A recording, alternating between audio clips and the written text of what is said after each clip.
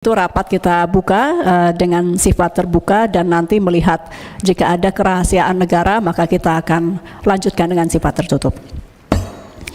Bapak Ibu yang kami hormati, rapat kita hari ini adalah lanjutan atau follow up dari rapat kerja Komisi 1 khususnya pada tanggal 27 Juni tahun 2024, jadi cukup lama ketika terjadi serangan siber terhadap Pusat Data Nasional Sementara atau PDNS yang terjadi sejak 17 Juni.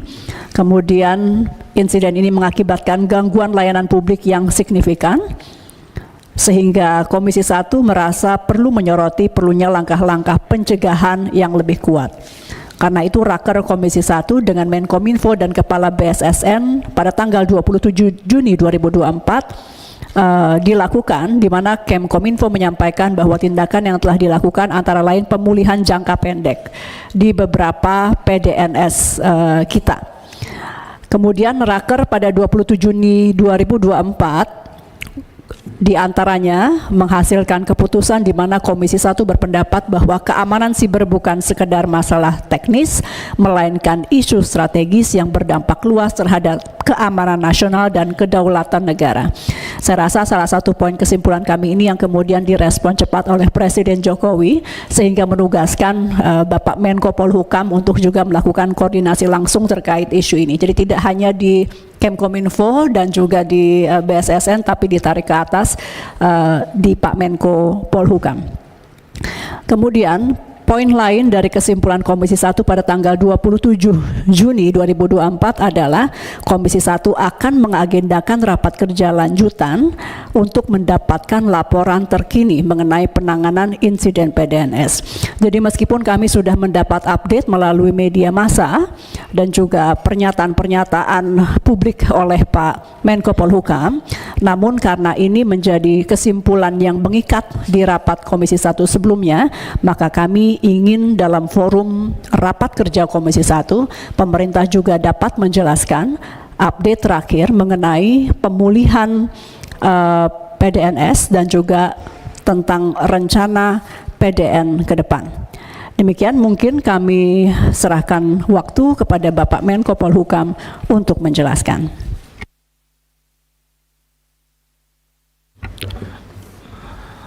Terima kasih banyak Ketua, Pimpinan.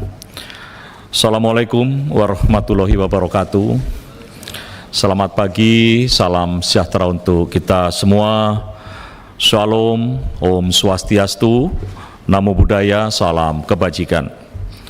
Yang terhormat pimpinan dan anggota Komisi 1 DPR RI, yang saya hormati Wakil Menteri Komunikasi dan Informatika, Bapak Nesar Patria dan Bapak Anggaraka Prabowo, Deputi Bidang Operasi Keamanan Siber dan Sandi BSSN, Maijen TNI Domingus Pakel, para Deputi Dirjen mendampingi, para mitra kerja dari kementerian dan lembaga, serta hadirin dan tamu undangan yang berbahagia. Pertama-tama, saya ingin menyampaikan rasa terima kasih saya atas kesempatan yang diberikan kepada kami untuk menyampaikan penjelasan terkait upaya pemerintah dalam memperkuat keamanan siber nasional, khususnya dalam melindungi Pusat Data Nasional Sementara atau PDNS dari ancaman serangan siber di masa depan. Pusat Data Nasional Sementara yang menjadi bagian penting dari infrastruktur informasi vital negara, saat ini menjadi target utama perlindungan kami. Hal ini sejalan dengan Peraturan Presiden Nomor 82 Tahun 2022, yaitu tentang perlindungan infrastruktur informasi vital, dan Peraturan Presiden Nomor 47 Tahun 2023 tentang strategi keamanan siber nasional dan manajemen krisis siber. Sesuai Peraturan Presiden Nomor 95 Tahun 2018 tentang SPBE, Sistem Pemerintah Berbasis Elektronik, bahwa Kemenkominfo mendapat mandat penyelenggara Pusat Data Nasional PDN sedangkan BSSN mengatur ketentuan perlindungan keamanan sistem elektronik dan ancaman dan serangan sesuai pasal 24 PP PSTE dan memberikan pertimbangan kelaikan keamanan pusat kepada data nasional sesuai pasal 30 2D Perpres 95 tahun 2018. Penyedia PDNS saat ini dilakukan melalui skema KSO antara Lintas Arta Tekno PDNS 1 dan Telkom Sigma PDNS 2 di Surabaya berdasarkan hasil lelang Kemenkominfo sebagai bentuk pelaksanaan Perpres nomor 95 tahun 2018 tentang SPBE. Yang terhormat pimpinan dan anggota Komisi 1 DPR RI, kami laporkan progres mitigasi pasca serangan ransomware pada bulan Juni 2024. Pada bulan Juni 2024, PDNS 2 Surabaya mengalami serangan ransomware yang mengganggu operasional dan keamanan data yang dikelola oleh pemerintah. Dan pada waktu itu terjadi crash, semua sistem tidak berjalan. Serangan ini telah memunculkan urgensi bagi kita untuk meningkatkan kapasitas respon dan mitigasi insiden siber. Selanjutnya saya akan menjelaskan progres mitigasi yang telah dilakukan oleh pemerintah sejak serangan tersebut terjadi. Yang pertama adalah tim respon insiden siber dari BSSN bersama tim Kemenkominfo dan Telkom Sigma ini telah berhasil mengisolasi sistem terdampak dalam waktu 24 jam setelah serangan terdeteksi.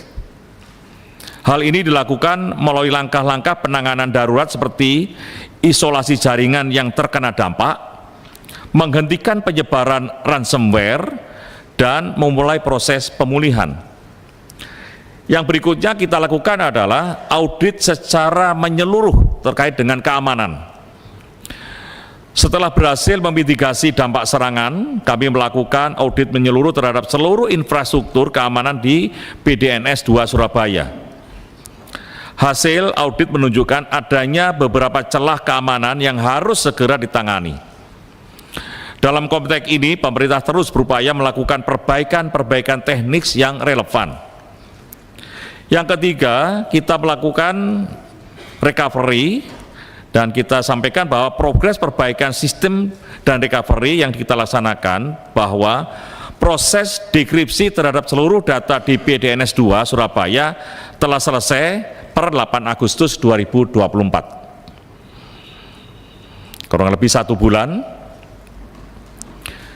Berikutnya adalah saat ini kita sedang melaksanakan rebuild sistem dan PDNS 2 Surabaya yang direncanakan akan selesai pada akhir September 2024.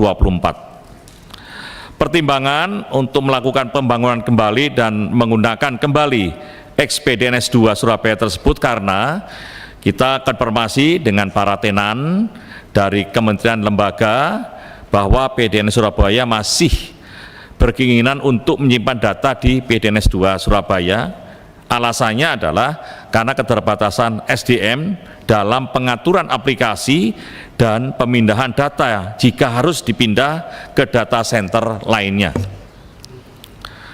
Sedangkan migrasi tenan ke ex PDNS 2 Surabaya ke PDNS Serpong dan Sentul itu akan selesai pada akhir Oktober 2024. Jadi Serpong ini sudah kita bangun dan mirroringnya ada di Sentul, sehingga apabila terjadi permasalahan secara otomatis Sentul akan membackup. Dan untuk Surabaya juga masih kita gunakan. Surabaya belum bisa kita lepas karena ada beberapa tenan yang ingin masih menggunakan PDNS 2 Surabaya. Berikutnya adalah untuk mencegah kejadian serupa, kita telah tingkatkan sistem backup data yang berada di call site Batam.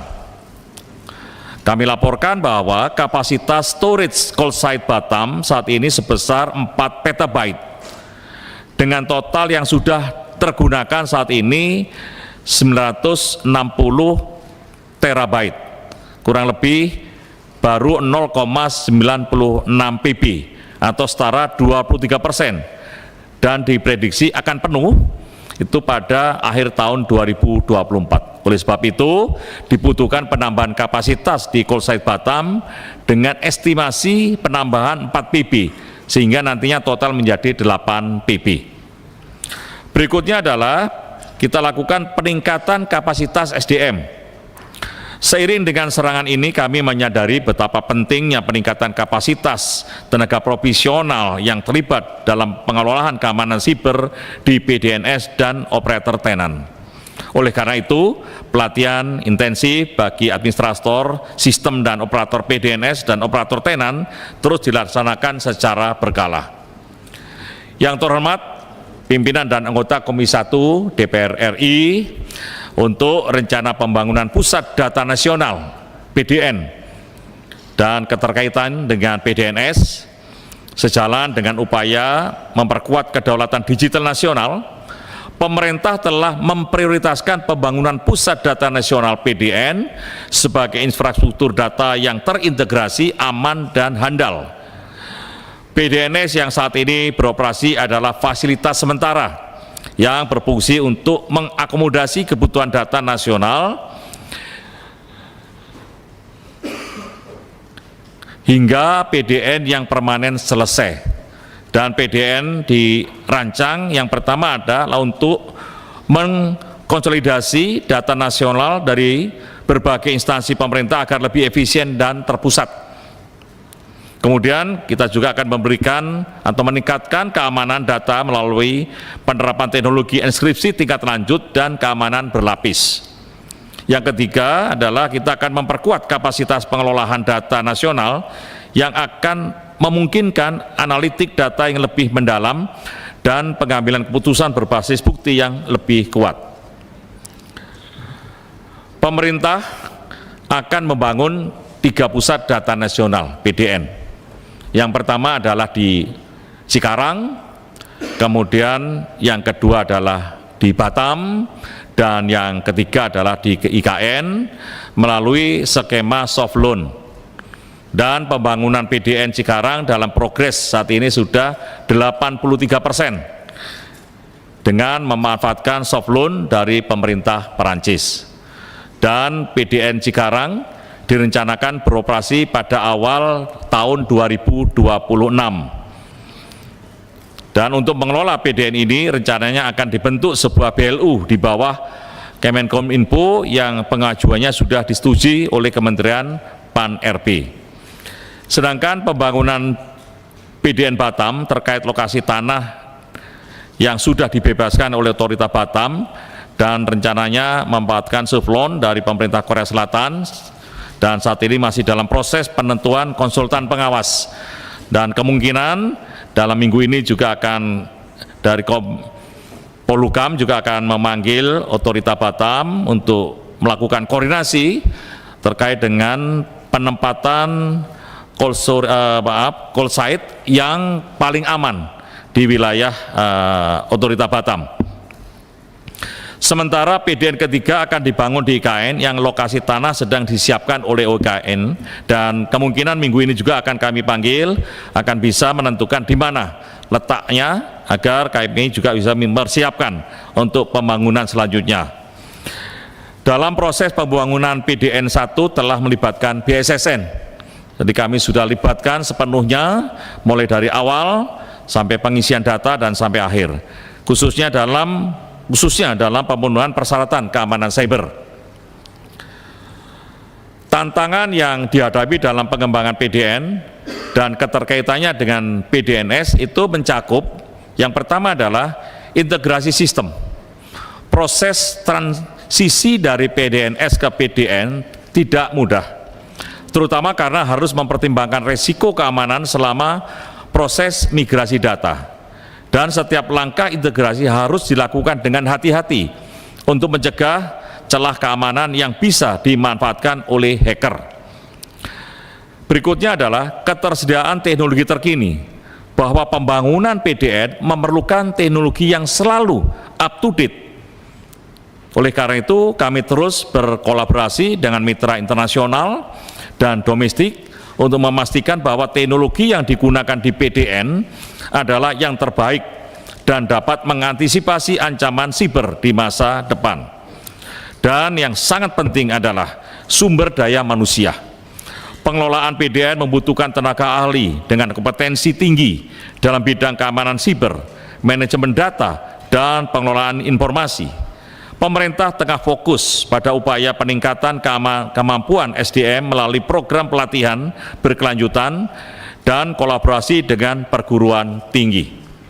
Dan dalam perencanaan ke depan, ketika PDN telah terbangun dan telah beroperasi, maka PDN akan menjadi lokasi utama dalam penyimpanan data aplikasi pemerintah.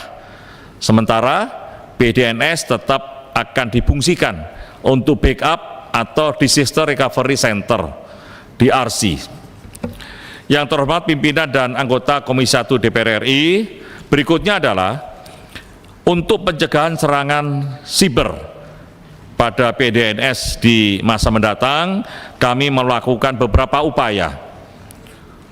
Pencegahan serangan siber terhadap PDNS merupakan prioritas utama kami. Untuk itu, berbagai langkah preventif telah direncanakan dan diimplementasikan, antara lain yang pertama, kita akan menerapkan model Zero Trust. Maksudnya adalah, kenapa kami mengadopsi model Zero Trust? Itu adalah yang mengasumsikan bahwa semua perangkat, pengguna, dan sistem dianggap tidak terpercaya sebelum sampai terbukti aman. Hal ini diterapkan melalui kontrol akses yang ketat dan autentifikasi berlapis. Yang kedua, kita dalam melakukan pemantauan akan berbasis pada kecerdasan buatan AI. Untuk itu kami berencana mengintegrasikan teknologi AI dalam sistem pemantauan jaringan PDNS untuk mendeteksi ancaman siber secara real time. Dan tentunya teknologi ini memungkinkan deteksi anomali jaringan dan aktivitas yang mencurigakan yang berpotensi menjadi serangan akan terdeteksi lebih dini. Yang ketiga adalah pengetatan kebijakan akses data. Semuanya adalah untuk upaya kita dalam mengurangi risiko insider threat. Kami telah memperketat kebijakan akses data pada PDNS. Setiap akses terhadap data vital harus melewati proses validasi yang ketat dengan sistem logging untuk pelacakan aktivitas. Karena memang kami akui bahwa ciset-ciset di daerah itu juga masih dipegang oleh vendor, sehingga untuk bisa mengamankan itu masih juga perlu pelatihan serta pendidikan tersendiri. Yang keempat adalah kita harus sering melakukan simulasi serangan dan uji penetrasi berkala. Dan ini tugas BSSN secara rutin melakukan simulasi serangan siber dan uji penetrasi untuk mengidentifikasi potensi kelemahan dalam sistem PDNS. Hasil uji ini digunakan untuk memperbaiki keamanan secara proaktif. Yang kelima, perlunya kerjasama internasional. Pemerintah terus memperkuat kerjasama dengan negara-negara mitra untuk berbagi informasi terkait ancaman siber global. Kolaborasi ini penting dalam menangani serangan siber yang bersifat lintas negara dan melibatkan aktor internasional. Tantangan dan solusi dalam implementasi kebijakan keamanan siber nasional dalam perjalanan menuju keamanan siber yang optimal, kami memang menyadari bahwa terdapat beberapa tantangan besar. Di antaranya adalah bahwa perkembangan teknologi siber yang sangat cepat. Teknologi terus berkembang dengan sangat cepat dan ini sering kali membuat regulasi tertinggal. Oleh karena itu kebijakan dan regulasi terkait keamanan siber harus selalu diperbarui untuk mengantisipasi perubahan landscape ancaman. Yang kedua adalah koordinasi antar lembaga yang kompleks. Keberhasilan perlindungan terhadap infrastruktur vital termasuk BDNS itu tergantung pada kerjasama. Sekali lagi tergantung pada kerjasama yang baik antar lembaga. Kami berkomitmen untuk terus memperbaiki koordinasi ini agar lebih sinergis dan efektif. Kami telah merumuskan beberapa solusi termasuk peningkatan kemampuan koordinasi melalui platform nasional yang memungkinkan setiap instansi saling berbagi informasi secara cepat dan akurat, serta pengembangan regulasi yang fleksibel dan adaptif terhadap perubahan teknologi. Yang terhormat pimpinan dan anggota Komisi 1 DPR RI Keamanan Siber, khususnya dalam melindungi pusat data nasional sementara, merupakan tanggung jawab bersama yang memerlukan komitmen, kolaborasi, dan tindakan nyata dari semua pihak. Pemerintah akan terus meningkatkan langkah-langkah preventif dan mitigasi untuk memastikan bahwa BDNS serta PDN di masa mendatang tetap aman dari serangan siber. Dengan kerjasama yang kuat antara pemerintah dan DPR, kami meyakini dan sangat yakin bahwa kedaulatan digital Indonesia akan semakin terjaga. Terima kasih atas perhatian dan dukungan yang diberikan. Semoga kita semua dapat mewujudkan keamanan siber secara optimal. Demikian, wabillahi taufik wal hidayah. Wassalamualaikum warahmatullahi wabarakatuh. Om Santi, Santi Santi Om. Baik, terima kasih Saudara Menteri Koordinator Bidang Politik, Hukum, dan Keamanan, Bapak Hadi Cahyanto, beserta seluruh jajaran. Kami menerima satu lagi materi yang akan disampaikan oleh Kemkominfo. Betul Pak Menko? Kemkominfo akan menyampaikan juga. Bisa dilakukan terbuka atau tertutup? Izin Ibu Ketua, yang bagian PDN mungkin bisa kita lakukan tertutup. Yang PDN, rencana untuk PDN. Izin Ketua. Yang ini PDNS atau PDN yang dipresentasikan? Ada yang PDNS dan ada juga rencana PDN ya Pak. Apakah Pak Wamen tahu nanti halaman berapanya? Jadi karena nanti call-nya di Bapak. Kalau memang itu sudah masuk kerahasiaan, maka kita tutup. Pak Dev, silakan. Ketua, enggak, ini daripada setengah-setengah, enggak sebaiknya saja tertutup atau terbuka. Kalau memang mau ditutup setengah-setengah, ya sebaiknya tertutup saja. Nanti setelah itu baru press conference menjelaskan. Kalau memang merasa aman, ya terbuka semuanya gitu Pak. Sebaiknya sih. Izin Ketua, Ya, kalau Bu. saya melihatnya ini hal yang krusial yang publik juga harus tahu begitu, karena mereka ingin tahu keamanan dirinya, apalagi terkait sekarang ini ada kebocoran NPWP begitu. Jadi pengen tahu juga nih kenapa kebocoran, kenapa ada pencurian data lagi begitu. Berarti kan ini ada kegagalan, ada yang bolong-bolongnya itu masih begitu. Jadi saya kira publik ini harus tahu, itu saja. Kasih.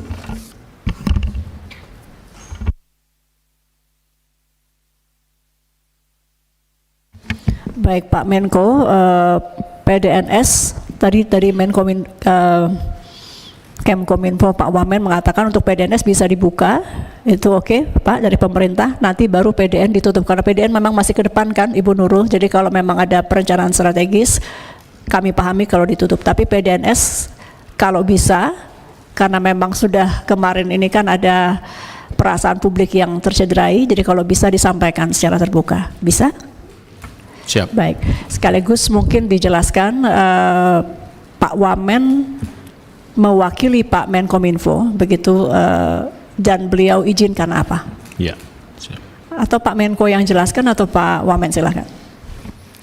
Nanti kita kolaborasi sekarang Pak Wamen dulu. Terima kasih. Terima kasih, silahkan Pak Wamen Nezar Patria.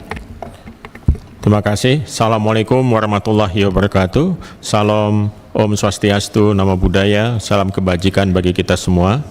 Yang saya hormati pimpinan Komisi 1 dan anggota Komisi 1 DPR RI, Bapak Menko Polhukam, Bapak Wamen Kominfo, Bapak Angga, Deputi BSSN beserta jajaran, Pak Dirjen Aptika, dari Kominfo dan seluruh peserta rapat di pagi hari ini, izinkan kami mewakili Menteri Kominfo Bapak Budi Aris Setiadi yang berhalangan hadir pada pagi ini dan kami mendapatkan disposisi untuk hadir di sini. Pimpinan Komisi 1 DPR RI yang kami hormati menambahkan apa yang disampaikan oleh Bapak Menko Polhukam. Kami ingin sedikit menjelaskan apa yang terjadi di PDNS berdasarkan tupoksi yang ada di Kominfo. Tadi sudah dijelaskan beberapa hal yang prinsipil, saya tidak akan mengulang. Nah, kami hanya menyebutkan beberapa update ya, terutama nanti ada di slide 4, silakan langsung ke slide 4. Yaitu perkembangan pemulihan layanan PDNS. Saat ini layanan publik prioritas seluruhnya telah pulih 100%. Selain itu seluruh data yang terkena ransomware sudah selesai dilakukan proses decrypt 100% sehingga seluruh data sudah bisa untuk diakses kembali. Dan proses rebuild PDNS 2 telah mencapai 100%. Saat ini menunggu validasi BSSN agar comply atau memenuhi aturan yang kita sebut 321. 3 salinan data, 2 media berbeda, dan 1 salinan offsite. Perbaikan-perbaikan juga terus dilakukan terhadap pengelolaan PDNS, baik penguatan dari sisi arsitektur, penguatan backup environment, penguatan di sisi keamanan dan tata kelola, serta peningkatan pengetahuan dan kemampuan para pengguna PDNS. Kolaborasi juga dilakukan dengan melibatkan BSSN, di mana rekomendasi kelaikan keamanan dari BSSN sudah diterapkan pada ekosistem PDNS. Terdapat 18 poin rekomendasi, di mana 16 poin yang telah diterapkan dan 2 poin sisa lainnya, yaitu terkait layanan kriptografi dan hot backup, sedang dalam proses. Sebagai upaya perbaikan layanan PDNS saat ini dilakukan dengan benchmark dan best practice standar hyperscaler, meliputi konfigurasi teknologi, arsitektur security, fitur, operasi dan tata kelola, peningkatan awareness aspek people, proses, teknologi, serta pengaturan role and responsibility pada matriks akses pengguna. Rencana kelanjutan bisnis disiapkan untuk menjamin layanan tetap berjalan dalam situasi darurat seperti bencana alam, serangan siber, atau kegagalan sistem. Bapak Ibu yang kami hormati, tantangan utama adalah kekurangan sumber daya manusia dan anggaran. Saat ini PDNS memerlukan anggaran 542 miliar untuk tahun 2024 dan hanya tersedia sebesar 257 miliar sehingga operasional PDNS bulan Oktober hingga Desember 2024 belum memiliki anggaran. Dan untuk tahun 2025 terdapat kebutuhan anggaran sebesar 486 miliar dan saat ini hanya tersedia sebesar 27 miliar atau sekitar 5,6%. Dengan beratnya tantangan dan tanggung jawab yang dihadapi pengelola PDN, maka seharusnya mendapat prioritas dukungan anggaran karena secara konsep apabila penganggaran infrastruktur SPBE dikembalikan pada masing-masing kementerian, lembaga, dan pemerintah daerah, maka akan terjadi potensi inefisiensi anggaran triliunan rupiah setiap tahunnya. Serta dalam hemat kami akan dapat mengganggu implementasi program SPBE dan Satu Data Indonesia. Untuk pemulihan layanan KLD pengguna PDNS, proses dekripsi 6.413 VM atau virtual machine yang diperkirakan membutuhkan 209 hari berhasil dipercepat bersama BSSN sehingga selesai pada 13 Agustus. Sebanyak 42 layanan publik prioritas telah pulih 100% pada 25 Agustus dan hingga 21 September 73% dari 2.120 layanan telah pulih atau 1.560 layanan telah pulih. Dalam penyelenggaraan SPBE, pelaksanaan peran dan tanggung jawab memerlukan pembagian peran dan tanggung jawab antara Kementerian Kominfo sebagai regulator, kerjasama operasi atau KSU PDNS, dalam hal ini Telkom dan Lintas Arta sebagai penyedia dan pengelola, serta instansi pusat dan pemerintah. Dalam menghadapi bencana, terdapat beberapa opsi strategi disaster recovery yang bisa dijalankan. Yang pertama adalah solusi cold backup, solusi hot backup DRC atau disebut active standby, dan solusi hot backup DRC atau disebut active-active. Kita beralih ke pembahasan perkembangan PDN 1 dan PDN 2 dan kebutuhan anggaran. Pertama, PDN 1, overall progress pekerjaan per tanggal 15 September 2024 sebesar 83%, seperti telah disampaikan oleh Bapak Menko Polhukam. Pembangunan fisik PDN 1 ini ditargetkan selesai pada 20 Oktober 2024 dan pelaksanaan testing dan commissioning pada bulan November hingga Desember tahun 2024 serta target operasional Januari tahun 2025. Pembangunan Pusat Data Nasional 1 tentu melibatkan BSSN terutama pada penyusunan desain ICT dan cyber security.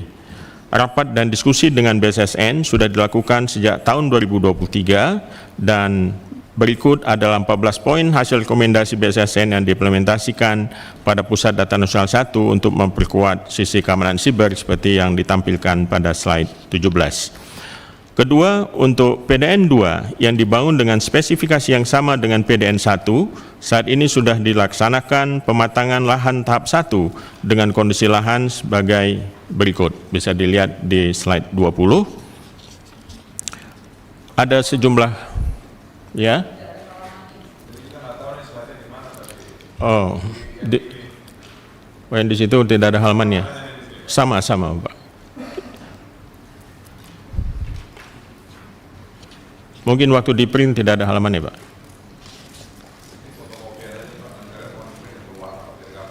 Baik, Pak. Izin kami.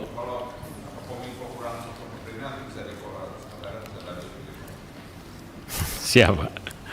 Terima kasih. Mungkin bisa kita lihat di screen ya, Pak. Nah, ada kendala dengan lahan ini, terutama unjuk rasa oleh masyarakat, ya, yang disebabkan oleh buangan air hujan dari kawasan yang membuat tanah dan lumpur yang merusak terumbu karang pada pantai terdekat. Untuk itu kami bekerjasama dengan pengelola kawasan untuk membuat drainase sementara, sedimen trap, dan pemasangan cerucuk dolken untuk dapat menahan dinding tanah sementara yang kemudian perlu dilakukan pematangan lahan tahap 2. Lalu hal yang ketiga yang ingin kami sampaikan adalah mengenai kebutuhan anggaran. Hingga saat ini masih terdapat kebutuhan anggaran yang belum tersedia untuk mendukung kegiatan PDN. Pada PDNS, hal ini berisiko pada terhentinya layanan komputasi awan pemerintah atau cloud yang melayani 503 instansi pemerintah dengan lebih dari 11.000 aset pemerintah berupa virtual machine yang berujung pada terhentinya layanan publik dan atau administrasi pemerintah. Hal ini juga akan menyebabkan gagalnya program SPBE yang berpotensi terjadinya pembengkakan anggaran pemerintah.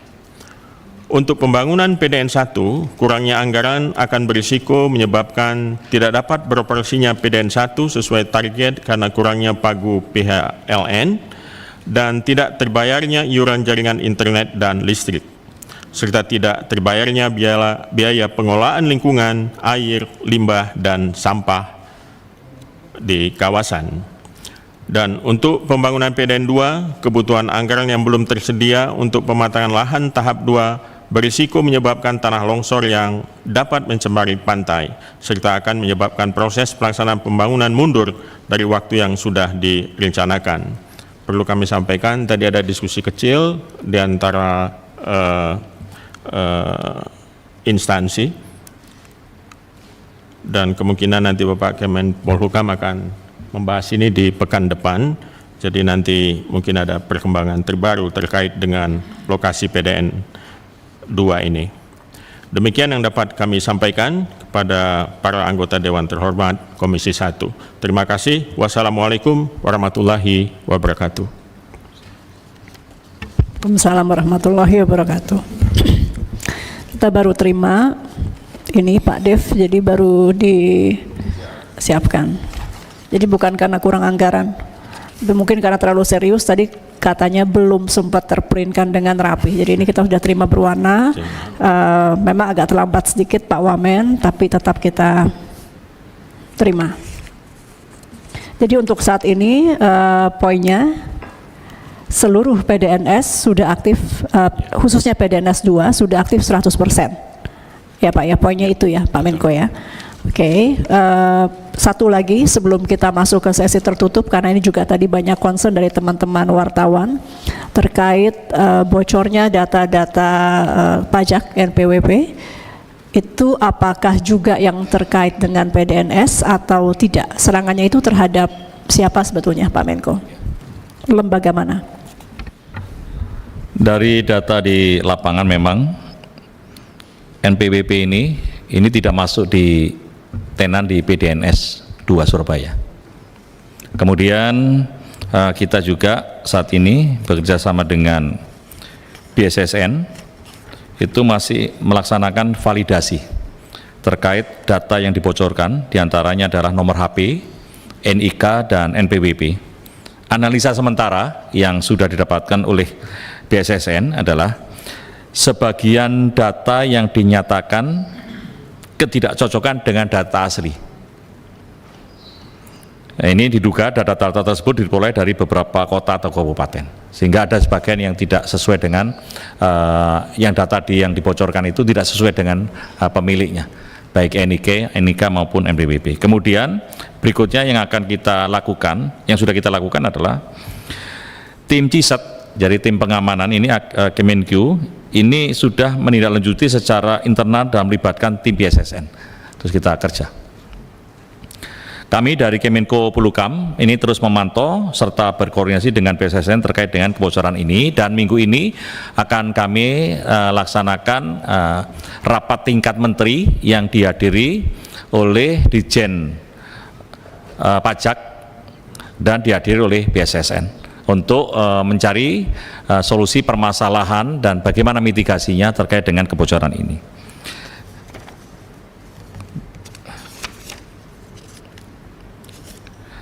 Memang kami memiliki upaya jangka pendek untuk mengamankan terkait kebocoran di Ditjen Pajak maupun di NIK.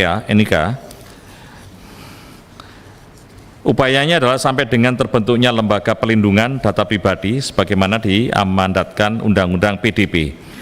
Kemenkominfo bertindak sebagai otoritas pelindungan data. Ini harus mengacu pada PP nomor 71 2019 tentang penyelenggaraan sistem transaksi elektronik PTSE untuk memastikan tidak adanya kekosongan institusi penegakan kepatuhan dalam perlindungan data pribadi. Yang kedua adalah Badan Siber dan Sandi Negara.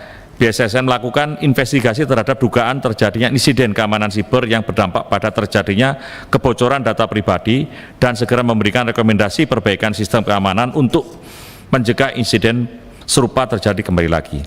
Dan yang ketiga adalah pemerintah perlu mengakselerasi proses penyelesaian penyusunan peraturan pemerintah tentang implementasi perlindungan data pribadi, termasuk pembentukan lembaga perlindungan data pribadi sebagai instrumen kunci dalam memastikan aktivitas implementasi Undang-Undang PDP. Dan agar diadakan deregulasi oleh KL terkait tentang kelengkapan validitas data pribadi, pemanfaatan dan pelindungan data pribadi dengan melibatkan personel yang bersangkutan ataupun wajib pajak secara aktif dalam perjanjian pemanfaatan oleh pihak lain. Jadi minggu ini akan kami perdalam lagi, pimpinan akan kami panggil dari kementerian dan lembaga terkait. Demikian. Pimpinan izin. Baik, silakan Ibu Nurul. Iya, terima kasih pimpinan. Bapak Koordinator Menko Polhukam yang saya hormati, Saya kira pertanyaan tentang Bjorka mungkin kalau saya pribadi ingin lebih spesifik dia jawab dengan yang terkait begitu Pak dari Kominfo, karena ini kejadiannya berulang. Pada September 2020 Bjorka juga melakukan pencurian data yang sama sebesar 1,3 miliar data SIM card, dan sekarang dengan jumlah yang lebih sedikit 6 juta, tapi di situ ada mencakup nomor handphone, email, dan NIK juga begitu. Dan konon keluarga Bapak Presiden juga kena hacknya juga, kena pencurian data ini. Nah, ini kan menurut saya kita sudah berulang kali. Masalahnya sebetulnya di mana sih begitu ya? Masalahnya di mana? Kita ini gemes begitu ya. Masalahnya tadi kalau saya identifikasi masalahnya, yang terutama adalah masalah SDM. Kemudian yang kedua masalah teknologi. Jadi manusianya belum menguasai teknologi atau teknologinya terlalu cepat berganti. Dan kemudian kalau memang mohon maaf karena sebagian adalah political appointee. Nah, seharusnya tenaga-tenaga profesional yang di depan sana itu direkrut secara merit system, secara transparan, secara profesional. Supaya apa? Supaya tanggung jawabnya ini jelas. Negara ini tidak bolong-bolong terus begitu. Jadi kita punya kemampuan yang bisa diandalkan begitu ya. Kalau ternyata tadi dikembalikan bahwa masalahnya adalah anggaran, oke, anggaran Kominfo memang sekarang turun hampir 50%. Tapi apakah Anda semua bisa bertanggung jawab jika anggaran itu diberikan oleh negara, kemudian tidak terjadi lagi kebocoran-kebocoran data serupa yang buat saya memperlihatkan bahwa Indonesia ini gampang gitu loh dicolong-colong datanya begitu ya. Kemudian juga tadi Bapak Menteri mengatakan harus ada regulasi yang fleksibel. Oke, saya setuju karena masalah teknologi juga selalu bertumbuh begitu. Kita mau pakai teknologi dari mana sih?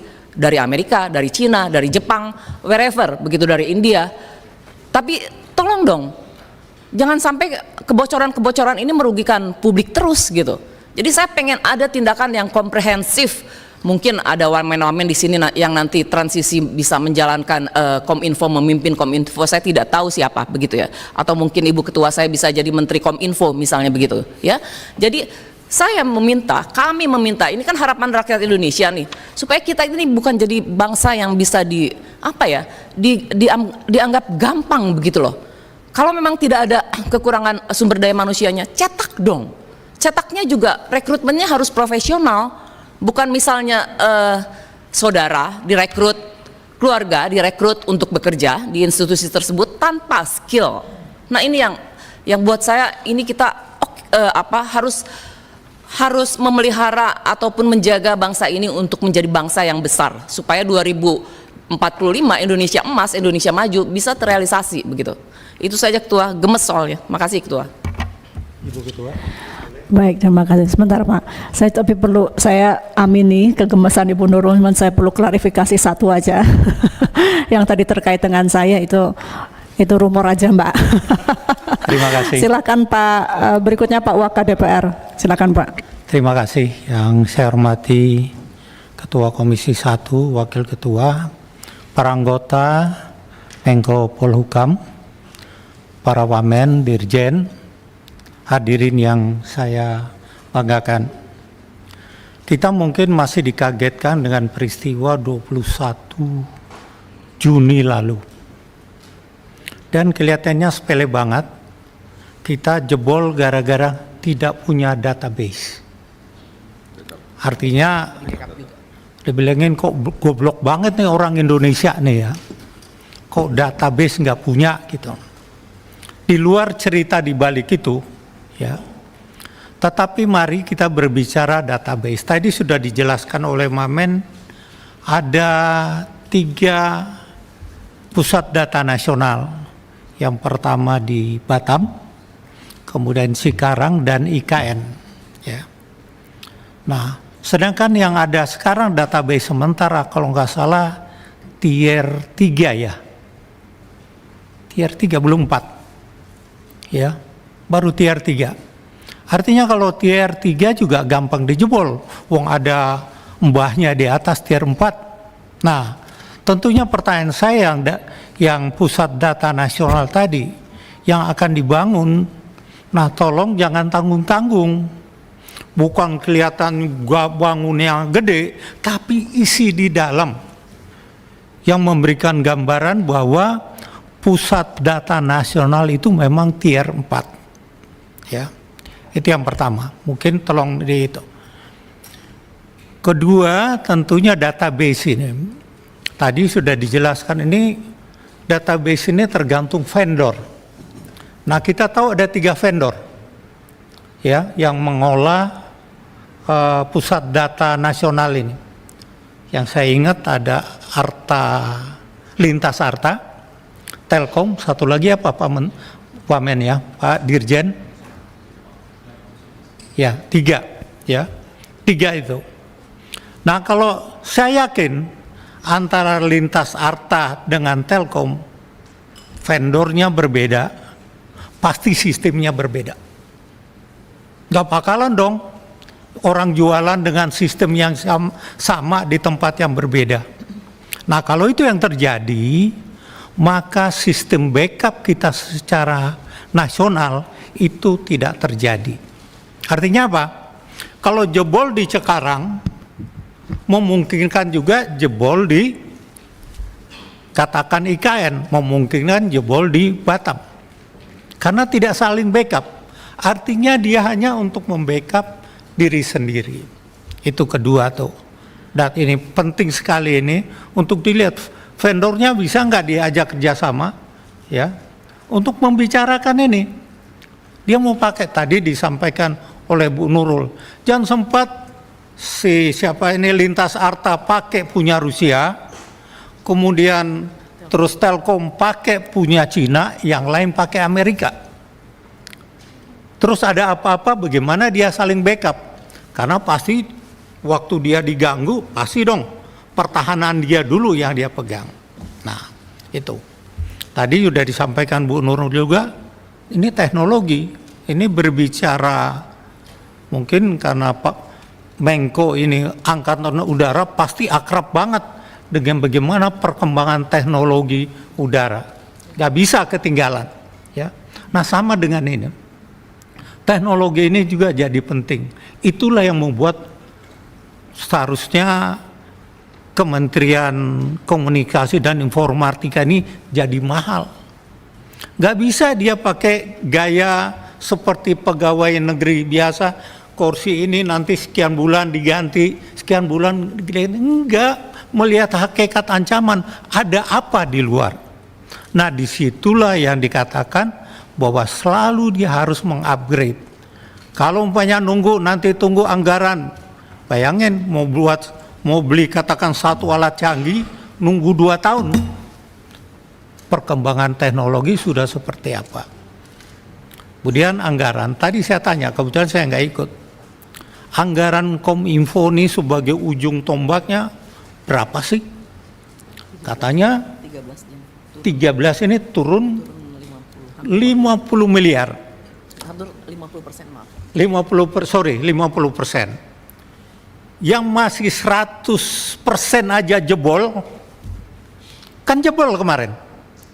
Nah, bagaimana yang dikurangi 50%?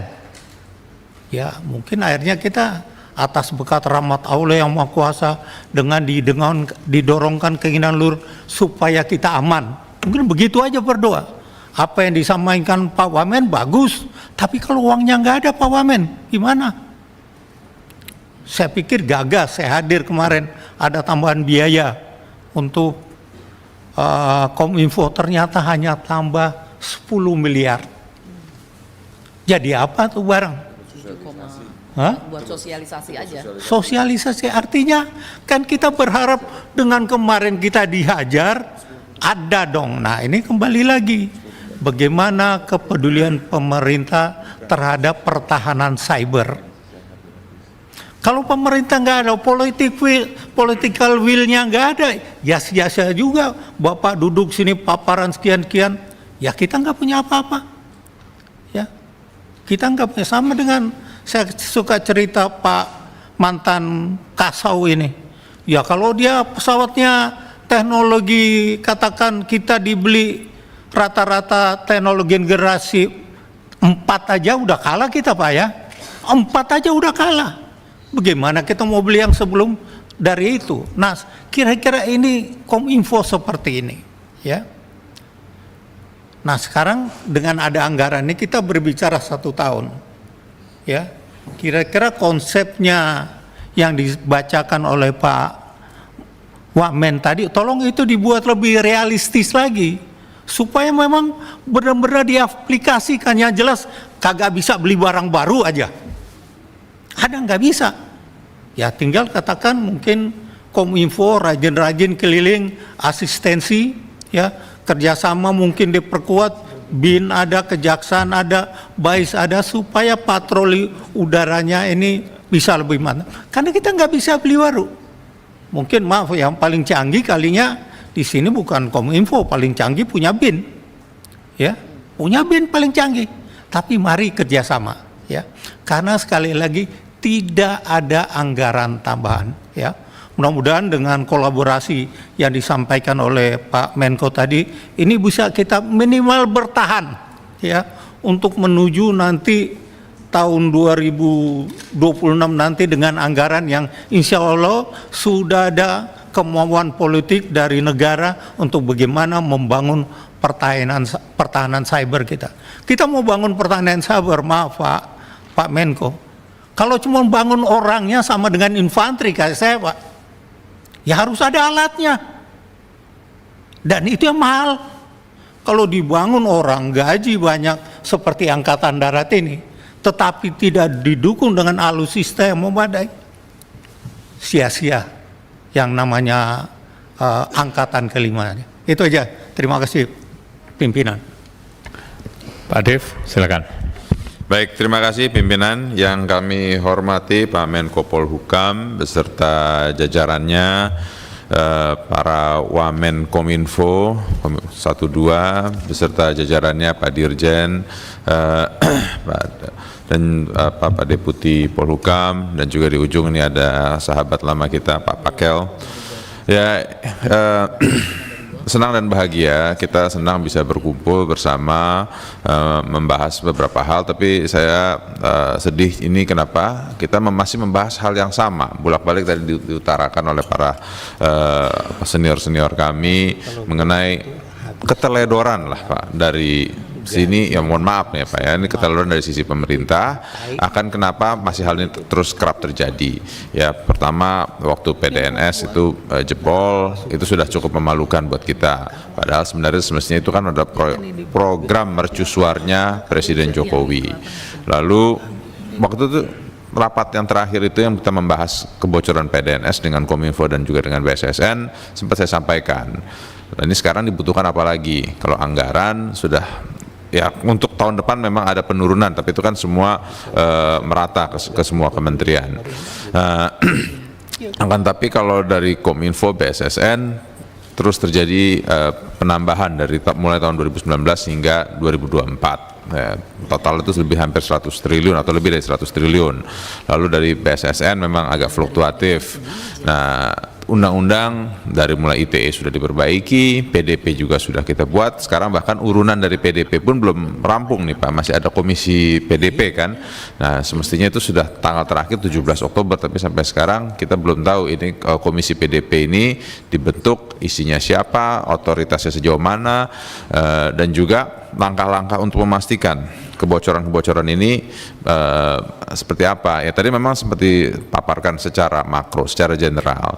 Akan tapi tindak lanjutnya ini ya, ketika kita bicara teknisnya, ketika kita bicara langkah tahapan demi tahapannya, ini belum ada yang disampaikan kepada kami yang bisa menenangkan pikiran dan hati kami. Dan kami berbicara di sini kan sebagai wakil rakyat, kita menyampaikan kekhawatiran, ketakutan masyarakat secara umum. Bagaimana kita bisa terus melangkah untuk menuju digitalisasi Indonesia, internet 5.0 dan terus juga e-government services dan lain-lain, ketika data-data masih belum bisa disimpan secara aman. Ya, memang kejadian kemarin itu sudah ada tindakan lanjutnya. Nah, kan tapi ini kebocoran masih terus kerap terjadi. Nah, memang bisa mengelak mengatakan bahwa itu kebocoran bukan di salah PDNS. Akan tetapi itu kan tetap adalah data masyarakat yang dikelola oleh pemerintah. Nah, sekarang tanggung jawab pemerintah ini sejauh mana?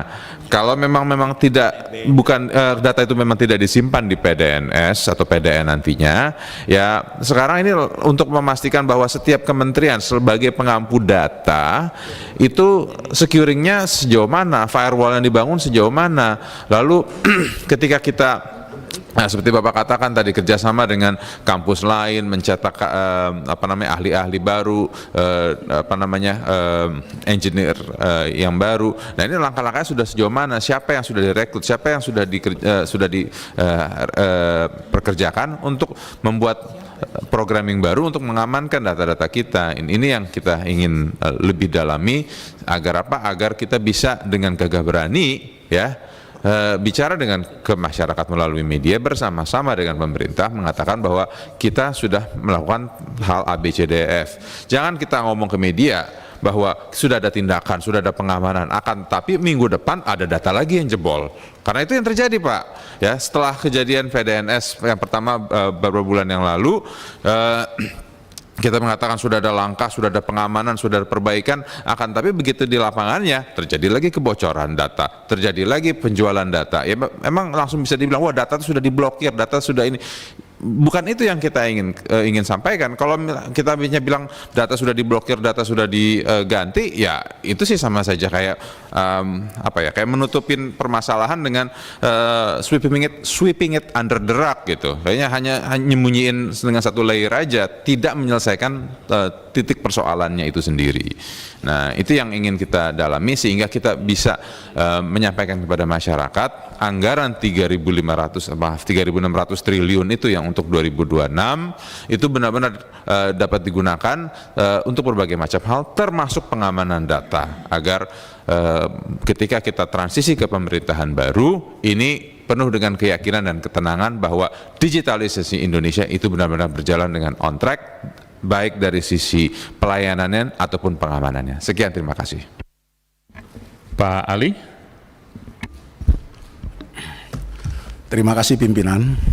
Yang kita hormati Kemeninfo, para Wakil Menteri Komunikasi dan Informatika, para Dirjen Aptika dan Deputi Operasi BSN. Saya menekankan kembali apa yang disampaikan oleh Ibu Nurul tadi.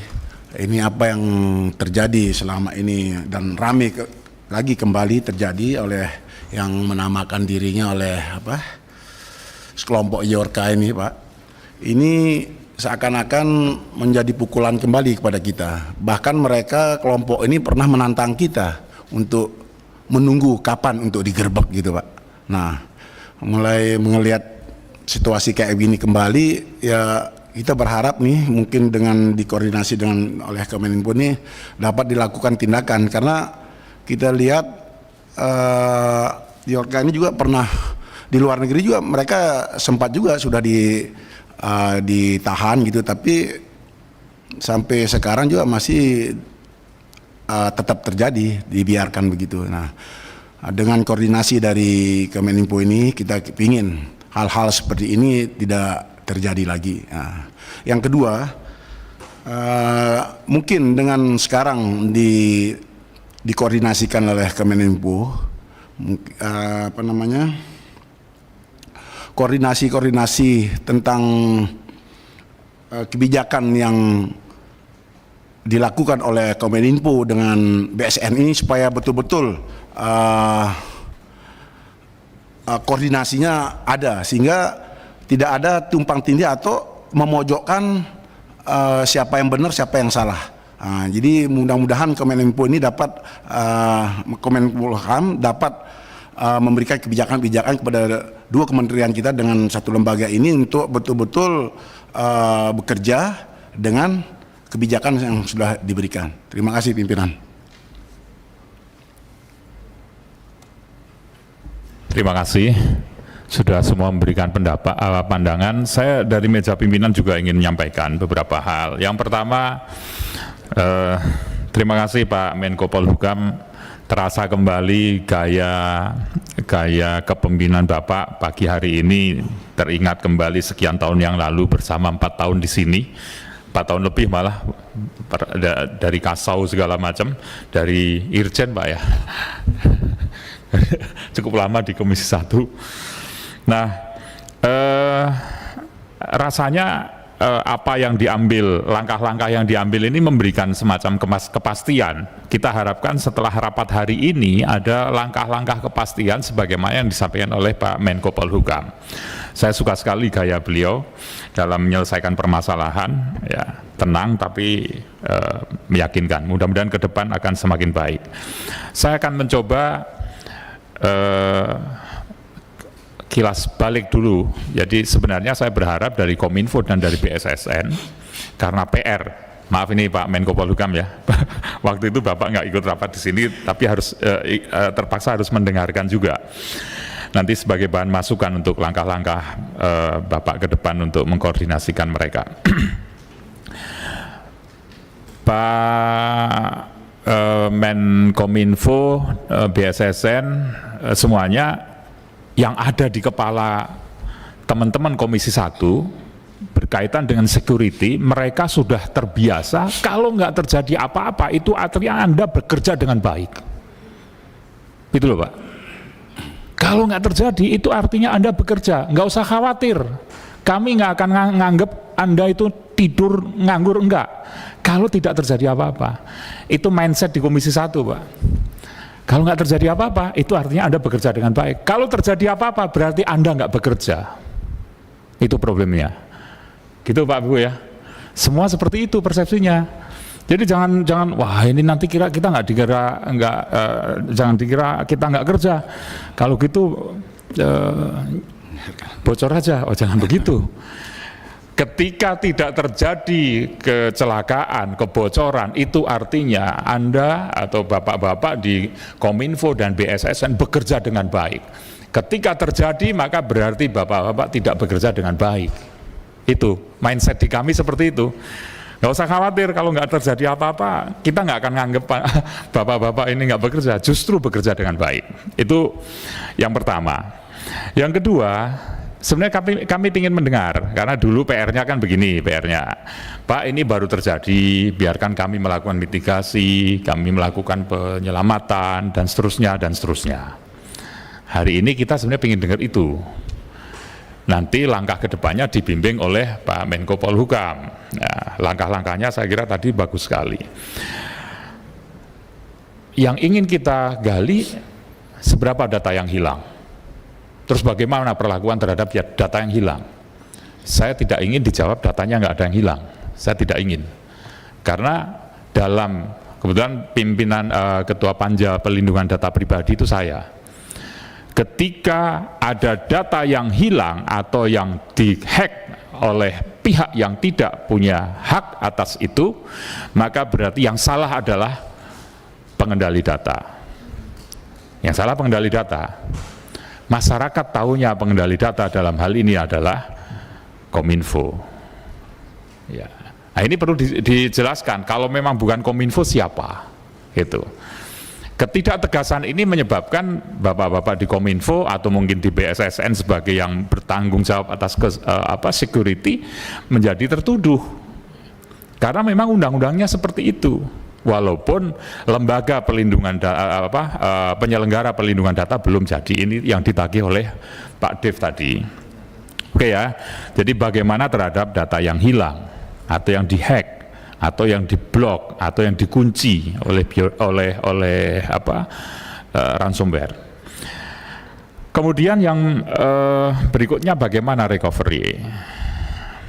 Recovery-nya seperti apa? Dengan PDNS yang waktu itu Telkom Sigma ya, Telkom Sigma ikut ke sini, kemudian ketika waktu itu, maaf dalam bahasa Jawa, Pak Panglima tahu, kayak sahur manuk itu yang satu ngomong gini, yang satu ngomong gini, nggak terkoordinasi dengan baik. Titip Pak Panglima, biar nggak sahur manuk nanti saya kira perlu ditertibkan ini. Karena yang satu mengatakan begini, yang satu mengatakan begini, yang lain lagi mengatakan begitu. Masyarakat nggak butuh itu.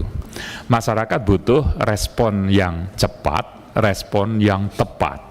Itu nggak perlu saling menyalahkan, itu yang salah sana, itu yang salah sana, nggak perlu.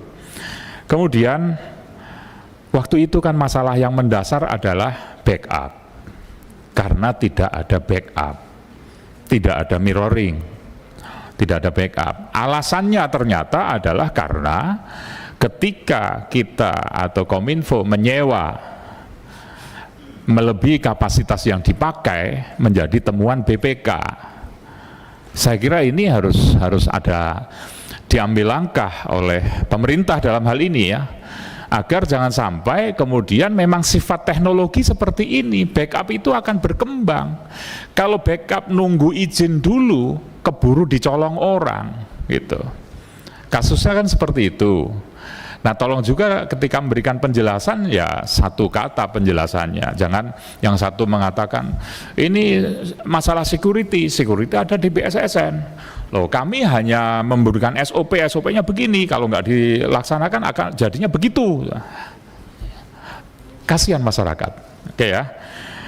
Kemudian izin ketua, ya, bahwa waktu itu alasannya juga bahwa backup itu diserahkan kepada KL, kepada tenannya yang menyewa. Itu. Tadi kan dampak dari gini, waktu itu disampaikan, kenapa disampaikan pada KL? Karena kalau membackup otomatis menjadi temuan BPK, kalau nggak salah begitu ya.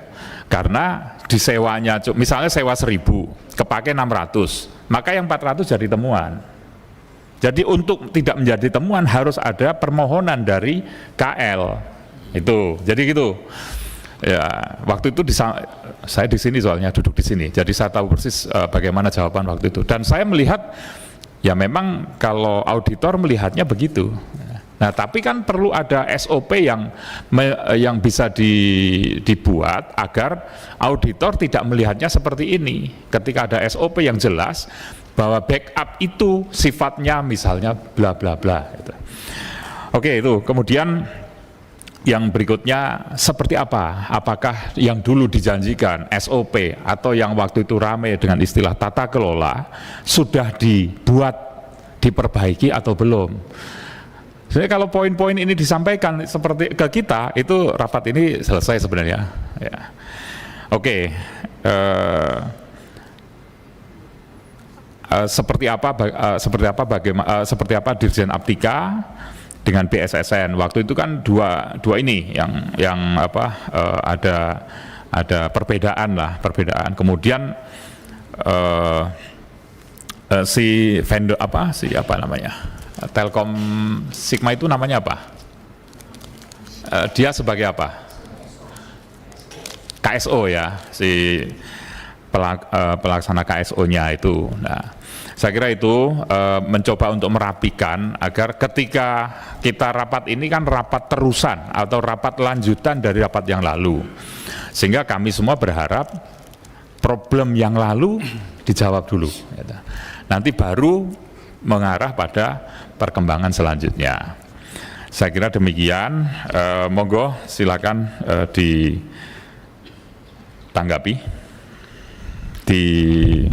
Ada lagi Pak Nurul? Cukup? Pak Sekjen? Pak Dev? Cukup ya? Pak Ali cukup? Monggo Pak Menko. Saya izin memberikan penjelasan di depan, nanti akan ditambahin oleh dari Kominfo maupun dari BSSN. Terima kasih pimpinan.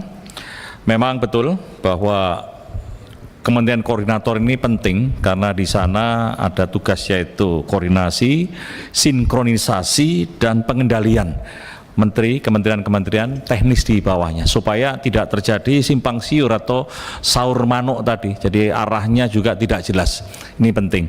Dengan kejadian bocornya BDNS di Surabaya, BDNS 2, ini akhirnya saur manuk itu bisa dieliminir, kemudian dikoordinasi oleh Menko Koordinator, kemudian disinkronasi dan dikendalikan. Peristiwa bocornya BDNS 2 itu membawa kita, membuka pikiran kita, pentingnya kita berkoordinasi, tidak memiliki ego sektoral di kementerian.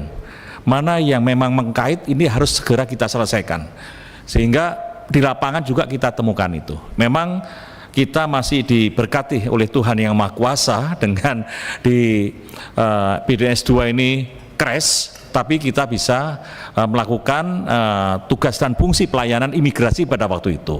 Karena apa? Yang pertama adalah kami laporkan BDNS 2 memang tidak punya backup, karena Batam juga masih menunggu waktu yang lama. Namun Batam pada waktu itu juga bisa difungsikan, kita ambil sebagian datanya, namun Kementerian Dirjen Imigrasi ini memiliki backup data mandiri. Ini terselamatkan di situ. Backup data mandiri, diambilkan juga data di Batam, sehingga dalam waktu sekian hari sudah bisa berjalan. Dari pengalaman itu kami laporkan bahwa setelah kami lakukan rapat koordinasi dengan Kementerian Kominfo, dengan BSSN, kemudian dengan beberapa kementerian, kemarin sudah dibuatkan satu sinkronisasi antar lembaga kementerian, dan hasilnya adalah di BDNS 2 yang sekarang sudah kita buat, yaitu Serpong dan mirroringnya ada di Sentul. Apa yang kita perbuat di sana dari pengalaman BDNS 2 di Surabaya? Yang pertama adalah backup kita buat berlapis. Yang pertama adalah BDNS 2 juga memiliki data sama dengan mirroring, sehingga paling enggak gitu kita sudah memiliki satu data cadangan di mirroringnya adalah di Sentul. Kemudian data-data yang lain itu kita simpan di cloud. Nah, sehingga kita paling enggak sudah punya 2 cloud. Kemudian backup berikutnya adalah kita simpan di cold site di Batam. Nah, apabila terjadi serangan, kita paling tidak sudah aman sambil kita bikin satu pertahanan serangan supaya tidak merusak data-data yang di berikutnya. Dan BDNS 2 ini juga kita sudah mendekati tier 4, sehingga lebih kuat. Dari pengalaman yang sudah kita bangun di BDNS 2, kita juga memperkuat seperti BDNS 2 adalah yang di Cikarang, yang PDN dengan yang milik pemerintah, karena BDNS kan masih memiliki SOP KSO. Ini hampir sama dengan yang akan kita bangun dengan mendekati tier 4 dengan backup data, cloud, mirroring, kemudian yang ada di Batam akan kita tingkatkan menjadi 8 PB dan termasuk IKN. Dari pengalaman ini tentunya kita akan memperbaiki. Di antara pertanyaan tadi memang pentingnya, mohon maaf, ini adalah SDM. SDM sangat penting. Dari 514 kabupaten kota yang mengawasi memegang kuncinya Pusdatin, itu banyak yang tidak juga mengetahui bagaimana fungsinya CISEP, karena mereka adalah dari vendor. Sehingga kita ketika memasukkan data, membuka, dia dengan jari jarak jauh dia membuka dengan tidak membackup password, apalagi dia membukanya dari jauh langsung masuk ke cloud. Ini yang dari secara teknik memang membahayakan. Ini kita perlukan untuk melakukan pendidikan untuk CISET ini.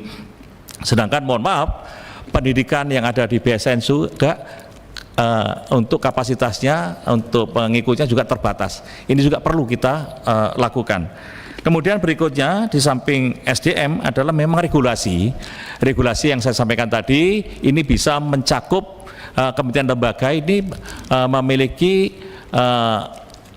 tugas yang jelas. Jadi siapa berbuat apa, bagaimana.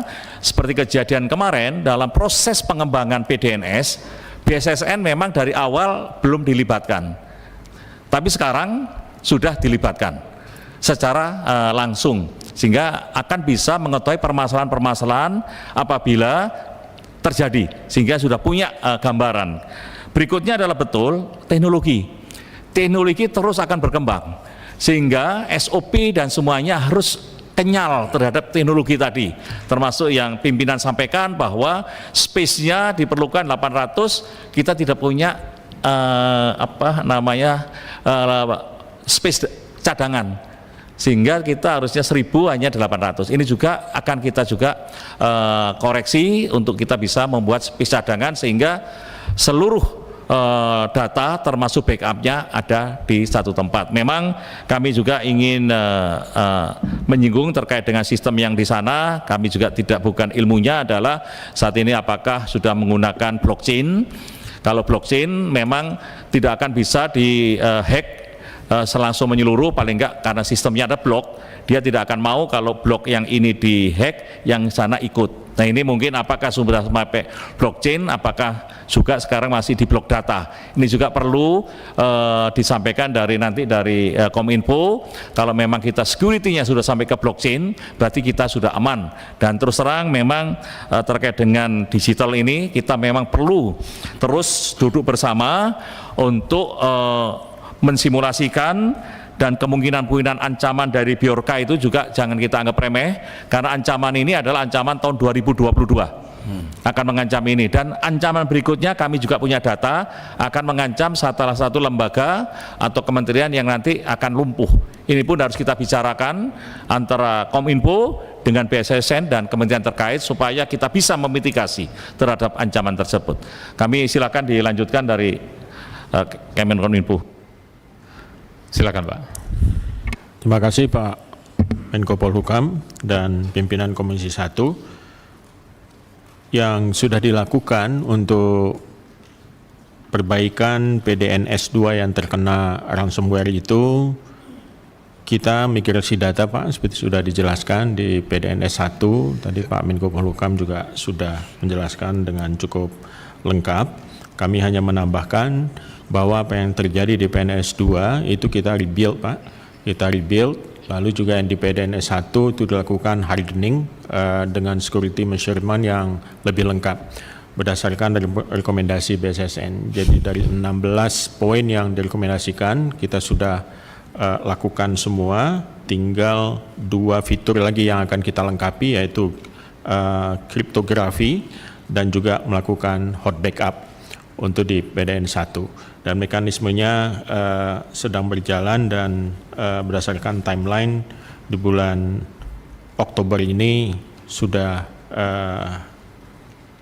lengkap dari rekomendasi BSSN yang kita lakukan. Saya setuju sekali tadi apa yang disampaikan oleh semua pertanyaan dan juga usulan dari rekan-rekan di Komisi 1.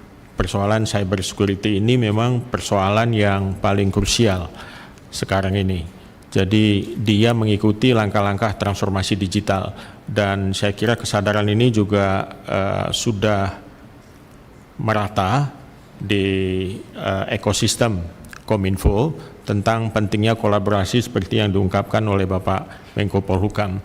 Jadi saya kira lesson learned yang paling mahal yang kita dapatkan dari serangan ransomware itu adalah bahwa transformasi digital ini bukan sekedar berhenti membuat situs ataupun website seperti itu, tapi juga bagaimana mindset kita, bagaimana mengubah cara bekerja kita, dan apa itu yang dimaksud dengan digital services atau layanan digital.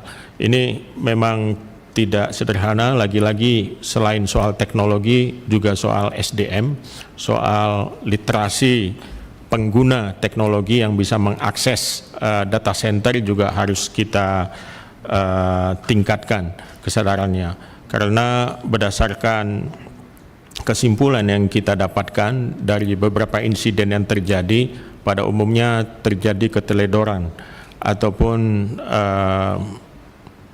kecakapan ya dalam mengakses data center. Misalnya dalam security measurement itu kita sudah tetapkan ada 3 yang harus dilakukan, misalnya multifactor authentication atau MFA itu harus dilakukan, lalu kemudian conditional access, jadi piranti ataupun alat untuk mengakses data center itu harus spesifik digunakan atau didedikasikan hanya untuk penggunaan data center, tapi kenyataannya banyak yang jebol juga di sini. Lalu juga soal disiplin penggunaan password.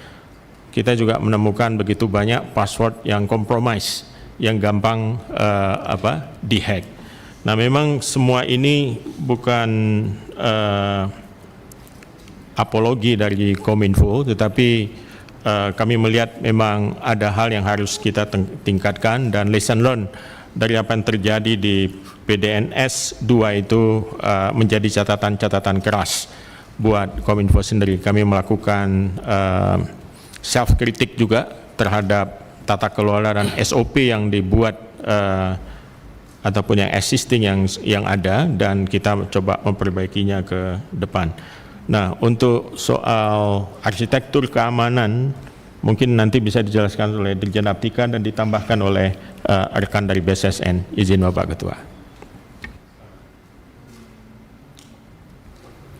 Ya, terima kasih Pak Menko, Pak Wamen, Pak Ketua, Bapak Ibu anggota Dewan yang terhormat. Sedikit mungkin menambahkan sebelum bicara soal hal teknis terkait dengan sumber daya manusia yang tadi disampaikan oleh Pak Wamen. Nanti mungkin bisa ditambahkan oleh dari rekan-rekan di BSSN. Situasi PDNS hari ini 1 dan 2 itu sudah sangat berubah dan berbeda, Bapak Ibu, dibandingkan dengan insiden yang kemarin. Itu mungkin satu hal yang perlu kita catat. Hal ini dengan memperhatikan berbagai lesson learn yang sudah dilakukan. Jadi mulai dari sistem, tadi ada list yang sudah disampaikan oleh baik dari Pak Menko maupun dari Pak Wamen, tadi sudah menunjukkan beberapa hal yang sudah ditunjukkan. Dan ketika itu dilakukan semua, sebenarnya situasi teknologi dan proses bisnis dari PDNS itu sudah sangat berubah saat ini.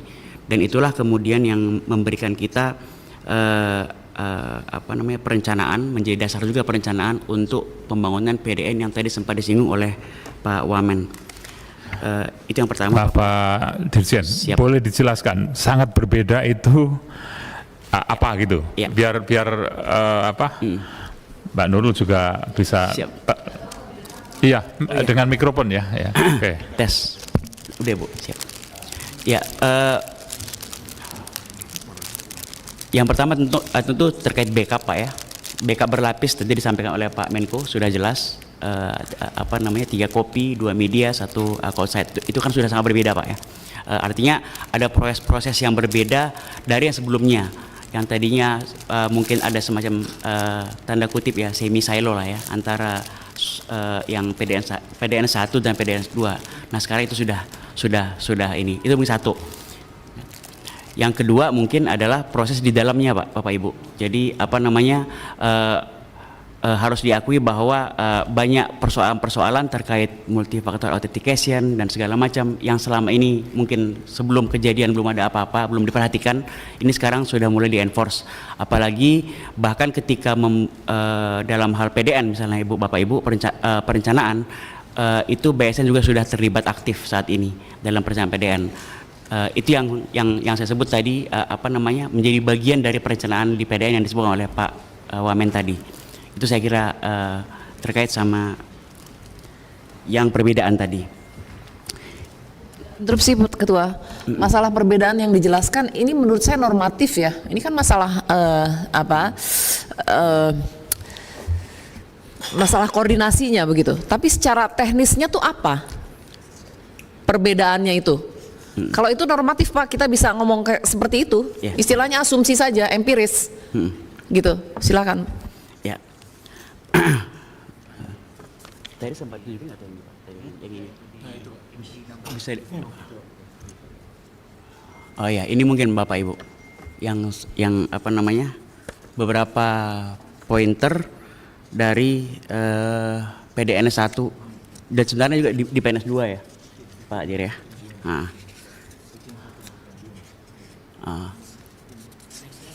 Yang next coba yang ini.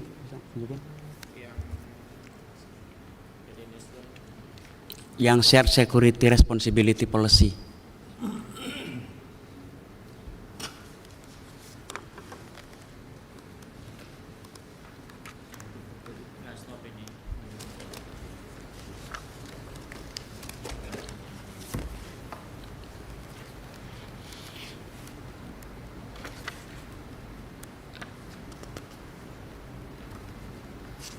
Nggak bisa ya? Yang ini? Nggak ada ya?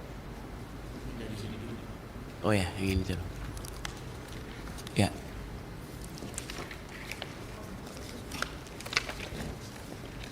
Nah, kalau kita lihat dari catatan di implementasi ini Bapak Ibu, ada 9 implementasi yang direkomendasi oleh BSSN, mungkin nanti bisa lebih detail ya Pak ya, terkait sama ininya. Tapi dari masing-masing pointer ini disusun dan direkomendasikan oleh BSSN. Yang existing hari ini terkait dengan PDNS 2, kita menyebutnya flow itu ya Bu ya, Bapak Ibu. Nah ini bisa dibilang yang wajib semua sudah dilaksanakan 100%.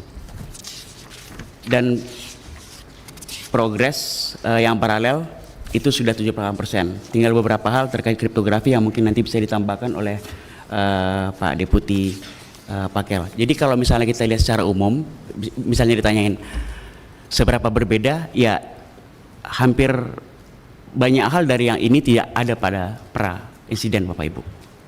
Semua ini sudah dilakukan saat ini, sudah mencapai 100% yang wajib, dan yang progres tinggal yang bagian yang sifatnya kriptografi as service.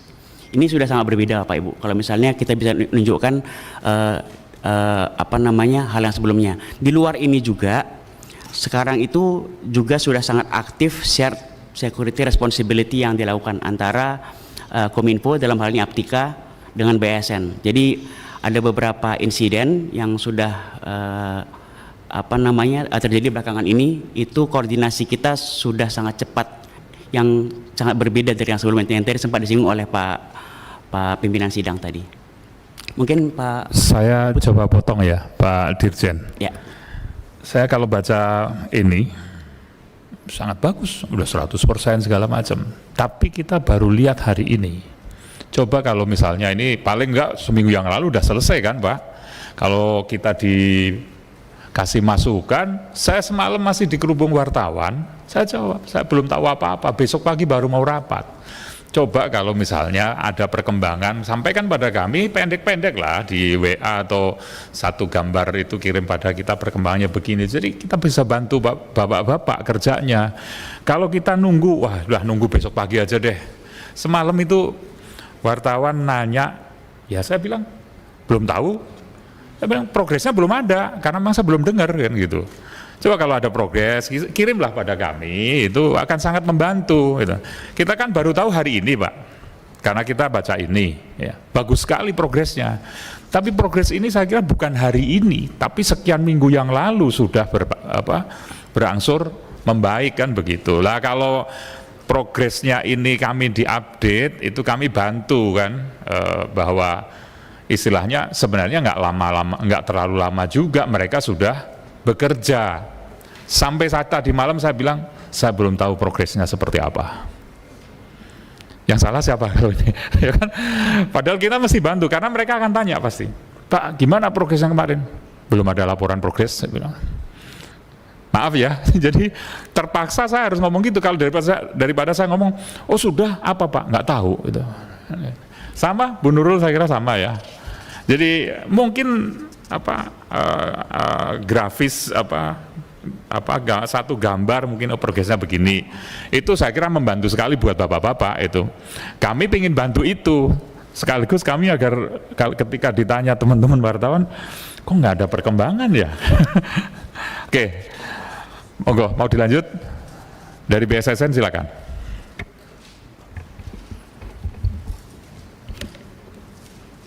Mohon izin Bapak Menko Polkam, Bapak Ibu sekalian, Komisi 1 yang kami hormati dan banggakan.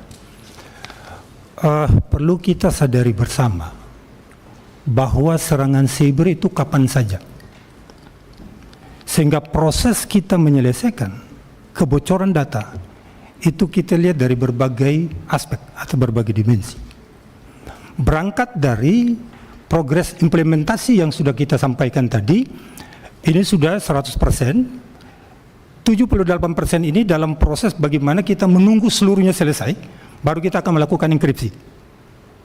Untuk memastikan bahwa data yang ada di pusat data itu benar-benar dia aman. Karena proses enkripsi itu adalah tahap yang terakhir untuk melihat seluruh modul yang terkait satu dengan yang lain, itu baru kita melaksanakan enkripsi Pak. Yang kedua, perlu kami sampaikan kepada Bapak Ibu sekalian, bahwa sumber daya manusia yang tadi sudah disampaikan oleh Menko Polkam maupun Wamen tadi, bahwa ada kelemahan kita yang ada di cisretnya masing-masing. Ini memiliki standar kemampuan atau sumber daya manusia yang berbeda. Sehingga di dalam mengimplementasikan atau mengoperasionalkan sistem itu, kita nggak punya standar kemampuan. Sehingga problem yang terjadi adalah kesalahan teknis terkait dengan masalah konfigurasi yang ada di masing-masing sistem yang ada di chipset-chipsetnya masing-masing. Yang ketiga, Pak, adalah teknologi. Perlu kita pahami bersama bahwa teknologi itu sangat penting untuk bagaimana kita gunakan untuk melakukan pencegahan baik dari dalam maupun dari luar. Terkait dengan masalah kebocoran data ini kami pastikan pula, Pak, bahwa sesuai dengan PP 71 tahun 2019, di situ dia mengatakan bahwa yang bertanggung jawab terhadap kehandalan data dan keamanan penyelenggaraan sistem informasi adanya di seluruh kementerian dan lembaga. Itu dulu yang harus kita pahami. Sehingga BSSN ketika kita memberikan rekomendasi, kita nggak punya kewenangan untuk memberikan penekanan kepada kementerian dan lembaga. Kami memberikan rekomendasi, tetapi sebagian besar ada yang respon positif, ada yang tidak. Inilah yang menjadi tanggung jawab kita bersama. Sehingga ketika kita berbicara dengan Pusat Data Nasional sementara yang sudah kita sama-sama lakukan proses dari awal kejadian sampai dengan saat ini, Pak, ini semuanya boleh dikatakan telah mencapai 100% dalam rangka kita mengoperasionalkannya. Sehingga diharapkan masing-masing tenan nanti bisa kita bisa melihat seluruh proses transaksi data dari masing-masing tenan itu akan terlihat. Sehingga diharapkan semua komunikasi data antara masing-masing tenan dengan pusat dan daerah itu dapat berjalan sesuai dengan yang kita inginkan. Dan yang terakhir, Pak, kami BSSN sudah dilibatkan dalam rangka bagaimana kita mengamankan pusat data nasional yang tadi dikatakan oleh Pak Wamen, karena kita sudah mendapatkan grand design-nya. Sehingga kita proses melakukan audit itu, kita sudah memberikan 16 rekomendasi, dan itu yang menjadi fokus kami untuk terus bagaimana mengawasinya di dalam mengimplementasikan. Saya kira teman dari kami. Terima kasih. Mungkin menanggapi dari Pak BSSN ya. Jadi kita itu pengen diupdate ya. Kami nggak butuh diajari yang teknis itu, Pak. Itu urusan Bapak lah itu. Urusan Bapak, silakan kerjakan, laporkan pada kami perkembangannya. Kami mintanya hanya itu, sambil selesaikan. Itu. Jadi nggak usah kita ini kan detail tahapannya nanti begini. Itu kan memang kewenangan Bapak untuk pada kementerian atau lembaga. Silakan. Buat kami, kita pengen lihat progresnya seperti apa, masukan pada kami. Oh, sudah baik, sudah. Bahwa kemudian kita tidak sedang ingin menyalahkan bahwa kenapa baru 78, ini nunggu. Ya itu silakan saja, itu proses yang ada di Bapak, yang ada di pemerintah. Kita tahunya masyarakat yang hilang atau yang dihack datanya itu aman, kan itu aja, aman. Nah, bagaimana pengamanannya? Dulu kita minta, nah sudah begini. Kenapa kita sampaikan bahwa tadi malam saya belum tahu? Karena memang belum ada update, itu aja.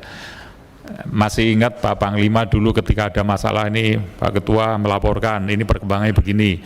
WA saja itu pada pimpinan, nanti pimpinan kita sampaikan pada anggota. Itu jadi anggota punya penguasaan yang selalu terupdate itu. Ringan sih, apalagi Pak Panglima lewat Twitter lewat Instagram segala macam itu kan ada, beliau sampaikan itu terkomunikasikan dengan baik waktu itu ya ini. Nah ini kita nggak ada update itu, sehingga ketika kita ditanya oleh banyak pihak, wajar dong mereka tanya pada Komisi 1 itu. Gitu. Jadi oke, saya kira ke depan kita berharap koordinasi buat kami update saja, diupdate perkembangannya begini sehingga kita bisa ada satu, oh mantep ini perkembangannya ada. Jangan sampai ini gimana, kemarin mau rapat Pak Haris ini gimana tentang yang dulu ransomware, nggak ada update tuh. Tanya Bu Ketua juga nggak ada update tuh. Nah kan sayang sekali nih, padahal Bapak sudah bekerja. Itu yang ingin kami tekankan. Itu. Saya kira demikian. Ada lagi masukan? Cukup ya. Baik, Bapak Ibu sekalian, Saya kira demikian. Masih ada lagi Pak Menko? Silakan. Terima kasih pimpinan. Jadi memang yang kami catat garis bawahi adalah komunikasi, informasi kepada pimpinan Komisi 1 ini sangat penting, sehingga apa yang sudah menjadi kita kerjakan, progresnya ini paling tidak kita laporkan. Itu biasanya dulu saya menginfokan dengan infografis dan sedikit penjelasan di bawah, itu dari Komisi 1 kalau ada pertanyaan dari media bisa langsung dijawab. Oleh sebab itu ini masukan yang sangat baik pimpinan, kami juga akan menindaklanjuti apa yang menjadi perhatian ini. Terima kasih. Baik Bapak Ibu sekalian, karena hari ini tidak quorum rapat ini sehingga kita tidak bisa membuat kesimpulan rapat, tapi catatan rapat saja ya. Jadi silakan ditayangkan.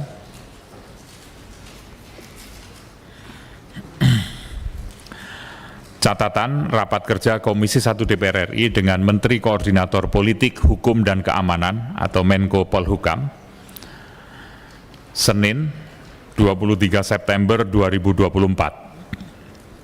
1. Komisi 1 DPR RI telah mendengarkan penjelasan Menko Polhukam terkait perkembangan penanganan insiden di Pusat Data Nasional Sementara atau PDNS. Dalam penjelasan tersebut, Menko Polhukam menyatakan bahwa PDNS 2 telah pulih pelayanannya. 2. Komisi 1 DPR RI mendesak pemerintah untuk menempatkan PDNS dan PDN yang merupakan penjaga utama dari informasi kritis dan layanan vital pada Tier 4, mengingat di era digital yang semakin maju, data telah menjadi salah satu aset paling berharga bagi sebuah negara. 3. Komisi 1 DPR RI mendesak Kementerian Kominfo untuk melakukan beberapa langkah strategis antara lain: secara berkesinambungan melakukan pembaruan tata kelola secara menyeluruh di semua aspek guna meminimalkan risiko ancaman gangguan terhadap PDNS dan PDN. B. Melakukan penguatan infrastruktur TIK yang mampu mendukung keamanan cyber PDNS dan PDN. C. Memastikan bahwa infrastruktur yang dibangun PDNS dan PDN yang berasal dari negara lain harus bebas dari ancaman terhadap kedaulatan cyber Indonesia. Mungkin ada catatan, ada koreksi Pak Menko Polhukam? Nomor 1 setuju Pak. Ya. Pimpinan. Nomor 2 juga kami setuju. Nomor 3 pada A secara berkesinambungan ini setuju. B ini juga kami setuju. Yang C ini memang teknologi saat ini kita masih juga mengikuti teknologi dari luar, namun sudah kita secure, kita amankan untuk bisa kita gunakan. Jadi nomor 3 memang kami terus memantau untuk keamanannya ini, sehingga perkuatan BSSN juga terus setiap hari harus kita lakukan. Terima kasih. Setuju. Oke. Pak dari Kominfo? Setuju Bapak. Oke. Dari BSSN? Oke, baik. Dengan demikian catatan rapat 1, 2, dan 3. Ya. 1 tadi dari semua institusi ini menyebutkan tentang masalah koordinasi. Ya. Tapi kita tidak membunyikan itu. Jadi koordinasi itu menjadi salah satu yang penting, koordinasi antar lembaga. Ini kan ada ego sektoral yang tadi berkali-kali rata-rata disebutkan begitu, tapi tidak ditulis di situ. Untuk apa meminimalisir atau ada kesadaran untuk melakukan koordinasi begitu. Jadi tidak ada lintas ego sektoral. Atau mungkin karena ini sudah menjadi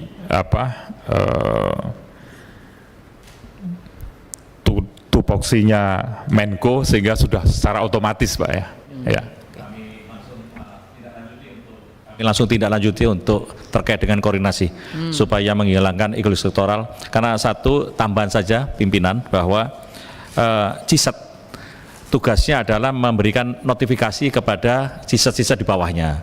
Saat itu setiap ada notifikasi itu ada yang diabaikan. Nah, sehingga koordinasi ini tidak terlihat.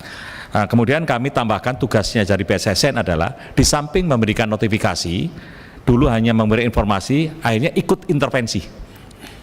Supaya jangan sampai terjadi yang lebih besar dengan pengalaman di PDNS 2. Sebetulnya sudah diberikan notifikasi, peringatan. Namun pada waktu itu memang karena cisetnya juga belum terlatih, kemudian juga belum ada koordinasi sehingga jebol. Dan ini sudah kita bentengi untuk kita lakukan mitigasi jangan sampai terjadi seperti hal serupa. Demikian, Pak. Cukup, Bu Nurul ya. Oke, catatan rapat 1, 2, dan 3 kita setujui. Bapak Ibu sekalian, demikian rapat hari ini, dan sebelum menutup rapat kita berikan kesempatan pada Bapak Menko Polhukam untuk memberikan closing statement. Silakan. Terima kasih pimpinan. Dengan pertemuan ini kita akan introspeksi ke dalam rangka melindungi sistem digitalisasi kita, dan peristiwa di PDNS 2 ini menjadi satu lesson learned bagi kita supaya tidak terjadi lagi. Mudah-mudahan dengan kerja keras di kementerian di bawah koordinator Polhukam ini bisa memiliki kemampuan yang baik dalam rangka mempertahankan sistem digitalisasi kita. Terima kasih. Terima kasih Pak Menko Polhukam, Pak Wamen Kominfo 1 dan 2, Deputi Operasi BSSN, Deputi 6 Polhukam, dan Dirjen Aptika, serta seluruh jajaran semuanya atas perhatiannya pada hari ini. Pimpinan dan anggota Komisi 1, terima kasih, dan mengucapkan alhamdulillahirrahmanirrahim, rapat ini saya nyatakan ditutup. Wassalamualaikum warahmatullahi wabarakatuh.